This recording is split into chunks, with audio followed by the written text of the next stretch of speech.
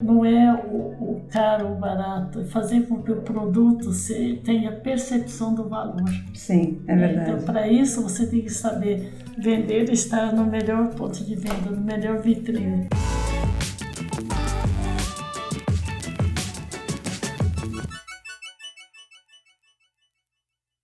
Oi, pessoal. Hoje estamos aqui com a Ângela Hirata, formada em administração pela USP, foi executiva da Alpargatas e a fundadora e presidente da Japan House. Poderosíssima, fala a verdade. Obrigada, querida, você está aqui com a gente, viu? Muito obrigada. Eu não sou tão poderosa, você é poderosa. Não, eu sou poderosa, tá? Eu que sou poderosa. Um dia eu tava lá, juntei meu dinheirinho, fui para Roma e aí chegando lá, ela tava na frente, eu não acreditei, não consigo ver ela aqui em São Paulo. Na frente, ela tava dando entrada lá na Polícia Federal e você foi lá falar com quem? Conta aqui pra gente. Foi exatamente num evento que eu fui convidada para dar palestra sobre marketing internacional em Milão. Eu passei pela Roma porque eu tenho uma família que reside em Roma.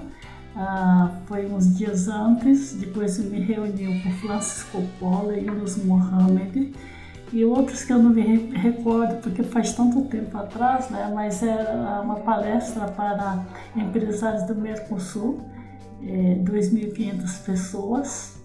Foi bastante interessante. Imagino. Aprendi muito com o Francis Coppola porque eu disse para ele que bom, foi um jantar à noite dos palestrantes, né? Eu falei para o Coppola, que bom, né? Você é o único que consegue falar fluentemente italiano, né? E você vai poder fazer palestra em italiano. Ele olhou bem para mim e falou, você vai falar em que língua? Eu falei, eu acho que eu tenho que falar inglês. Ele falou, não faça isso, sua língua não é português. Eu falei, eu falei em português. Eu falei, por quê? Porque eu falo italiano sim, mas a minha língua mãe é inglês. Então aqui, apesar de eu entender e falar um pouco italiano, eu vou dar minha palestra em inglês. E aí eles que façam a tradução. Eles fazem a tradução porque assim eu consigo falar com emoção. É diferente mesmo, né? Disse, porque se eu vou falar numa língua que eu não estou acostumada, eu vou me preocupar o tempo todo em falar corretamente. Desde então, qualquer parte do mundo que eu vou dar palestra, eu falo em português. Ai, que mesmo bacana. no Japão, que eu falo bem também, mais ou menos como eu Francisco falando na Itália, mas eu falo em português. Recentemente, no mês passado, em setembro, dia 21 e 25, 21 foi palestra que eu dei em Londres, e 25 foi em Wimbledon, falei em português, pedi para colocar uma pessoa que traduzisse em português. Aliás, inglês para inglês. Muito bom. Foi muito interessante porque realmente você fala com a alma. Você consegue, as pessoas ouvem e me vê, então passa aquela sensação de emoção para as pessoas, né? Então eu acho que isso foi um grande aprendizado com o Coppola. E me fala uma coisa, como é que começou essas coisas das palestras? Nunca pensei em algum dia dar palestra. Começou tão pequeno dentro da empresa mesmo, da Alpargatas, né, que eu consegui transformar Havaianas num produto de desejo do consumidor, não só do Brasil, como do mundo, né? E isso foi no final de em 99, eu recebi o convite da presidente da época, Fernanda Tigre, da Alpargatas, São Paulo Alpargatas, assim se chamava na época, sobre minha formação e também entender por que eu gosto de comércio internacional. Então eu disse que eu nasci brasileira, filha de japonês, e que sempre aprendi com meus pais, e principalmente meu avô dizia muito, não existe melhor país como o Brasil. O Brasil é o melhor país do mundo. Aqui não tem terrorismo, aqui não tem revoluções pesadas como tem em outros países, porque não existe fome. Realmente. Não existe fome, então onde tem fome tem briga, tem terrorismo, tem revolução interna. o Brasil, quem morre de fome é preguiçoso, ele disse assim. Não é bem assim, mas eu entendi. Naquela época, né? Então, desde então, eu vejo quanto o Brasil é importante. Nós temos que dar mais valor ao nosso país. Principalmente eu que viajei, né, mundo afora, já visitei cerca de 80 países, desenvolvendo sandália Havaianas, posicionando a marca Havaianas. Era isso daí que eu ia te perguntar, que era a segunda pergunta. Sim. Como é que você fez as Havaianas ficarem desse jeito? Então, antes de você começar já a falar, rapidinho, como que foi essa loucura que virou as Havaianas? Eu fui contratada pelo São Paulo Alpargata para dirigir o Departamento de Comércio Internacional. Eu fui a primeira mulher diretora numa empresa de 100 anos, mas eu não fui contratada para fazer Havaianas. Era outros produtos, Topper, Rainha, tinha na época Havaianas, ensinadas locomotiva. Mas era muito, ele estava desejando muito mais foco no Topper, porque Topper é futebol. Sim, futebol no Brasil é reconhecido no mundo. Só que quando eu comparei o sapato do Topper com Adidas e Nike, era difícil você competir intensivo em capital, né? Mesmo que Alpargatas patrocinasse o jogador de renome internacional, o Nike já fazia também. Então eu disse que seria muito difícil intensivo em capital e dificilmente conseguiria vingar esse objetivo deles. Aí eu pedi para dar um tempo para eu ver mais produtos dentro da empresa. Aí eu pensei no ensilado locomotivo, que é totalmente de tecido natural, para transporte de alimentos, e isso poderia fazer também uma barraca nos países do Oriente Médio, mas um nicho de mercado pequeno, né? Aí quando bati o olho na Havaianas, eu pensei, nossa, ai, que legal. Esse produto tem futuro, mas era um produto muito simples ainda, né? Não era como é. Simples, era uma coisa assim, vergonha usar Havaianas e ir para o cinema, era assim na época. Mas o que eu percebi? Essa sandália de borracha expandida, ela não resbala e não existia sandália de dedo com marca no mundo. Aí eu pensei, meu Deus, aqui tem uma oportunidade. Ai, que mágico, meu! Tinha assim algumas sandálias de dedo pro tipo Billabong, esse produto mais, calçado mais para o surfwear, mas um nicho muito pequeno. Aí eu resolvi que ia focar na Havaianas e levar outros produtos da empresa também. Então, quando eu disse que escolhi Havaianas, não sei se acharam que eu estava louca. Como Havaianas? Você vai fazer o que com Havaianas? Para dar Havaianas tem oportunidade. Ele falou assim, qual é a garantia que me dá isso? O presidente na época. A garantia é que no final de ano eu vou apresentar meu departamento em azul. Isso que eu vou fazer. Aí ele virou para mim, olhou bem para mim e disse assim, ok, então eu vou te dar uma carta branca, mas eu não perdoo nem uma vírgula em vermelho. E assim foi. Não, e eles estão com uma carta azul lá, um negócio azul até hoje, né? Gente, que bárbaro! Mas sempre eu digo, foi a equipe, não é a Ângela sozinha. E tinha uma equipe também que era tida como uma equipe que não tinha competência para fazer acontecer um comércio internacional. E só não foi dito para mim para dispensar e trazer as pessoas novas para o meu departamento. Resolvi entrevistá-los e eu vi que eles tinham muita vontade de fazer acontecer, mas eles eram ligados à diretoria de mercado interno, que não entendia muito de comércio internacional. Então, quando eu comecei a falar de comércio internacional, os olhos deles começaram a vibrar, então eu resolvi ficar com todos eles. Ai, que Passado uma semana, pedi para o presidente que eu queria apresentar a minha equipe. Ele olhou e ficou assustado. Ele falou, Ângela, como eu falei, você me deu um ano de carta branca, de claro. Carta branca. E assim fui para o mercado internacional extremamente alinhados, sabendo qual era o nosso objetivo de fazer com que a Havaianas seja uma marca, sem esquecer também dos outros produtos da empresa. E nós criamos um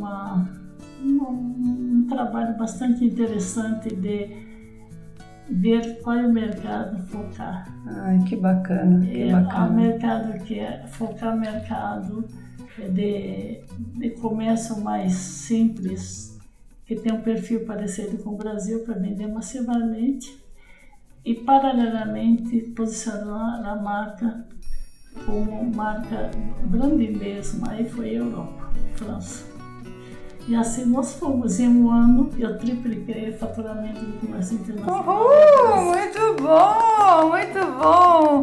Agora, mudando o assunto, eu queria que você me falasse da sua experiência para fundar e presidir a Japan House. Japan House foi uma coisa bastante interessante, porque na verdade a Alpargatas eu me aposentei em 2005 e até 2014 eu fiquei como consultora da presidência da Alpargatas.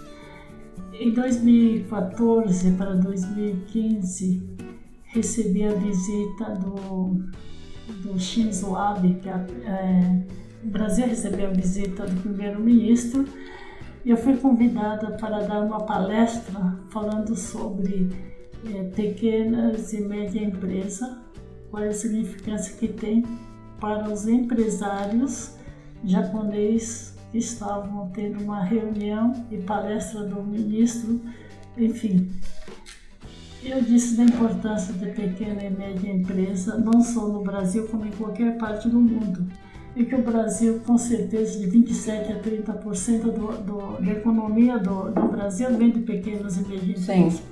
Eu disse também porque que naquela reunião que tinha uma grande empresa participando junto com o primeiro-ministro, perguntei por que não estava aqui o pequeno e média empresa japonesa.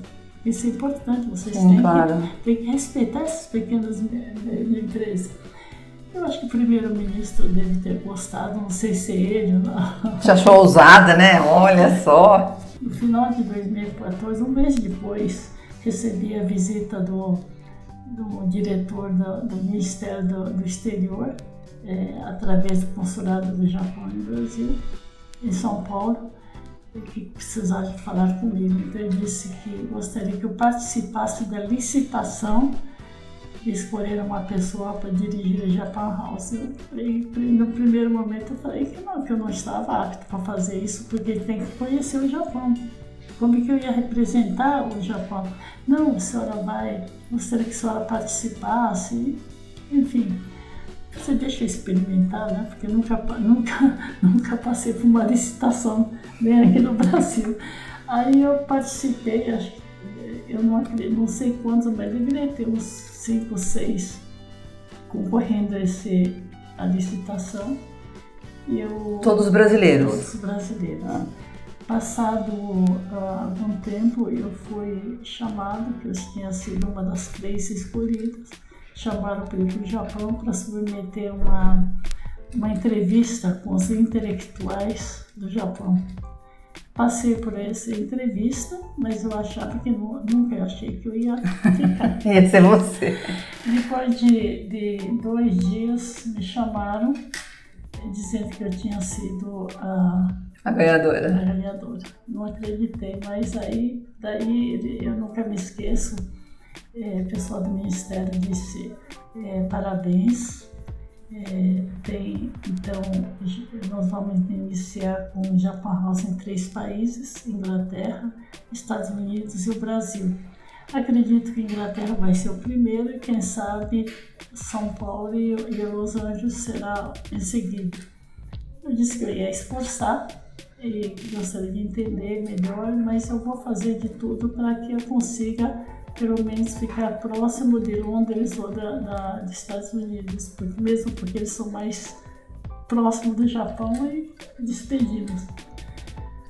Acabei inaugurando 1 ano e meio antes dos 2 países. Ai, de novo palmas! Muito bem, muito bem. E quando na inauguração, recebi o primeiro-ministro, não pôde vir, mas veio o segundo, que é o Taro Aso, e ele me parabenizou pelo esforço, que eu soube aplicar bem o dinheiro que o Japão tinha colocado para... Não, ficou linda, Japan House era linda. E na época o presidente da República do Brasil esteve também, que era o Michel Temer, e o Alckmin, e o Dória como o prefeito.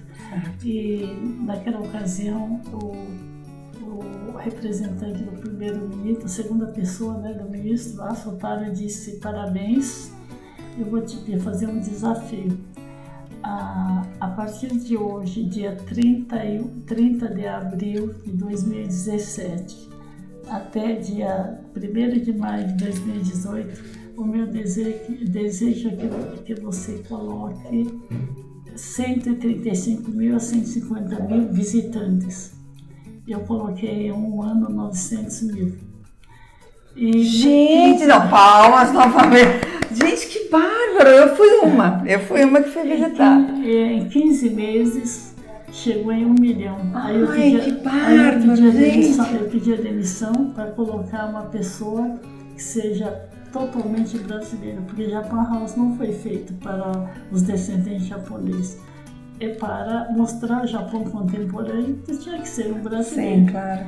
Aí eu fiz bastante força para que aceitasse o Marcelo Araújo, que você conhece, sim, né? Sim. Ele que foi da Pinacoteca, ele foi também da secretária da... Não, super competente. Ele é muito competente, ele está fazendo, assim, é um orgulho ter ele como meu sucessor.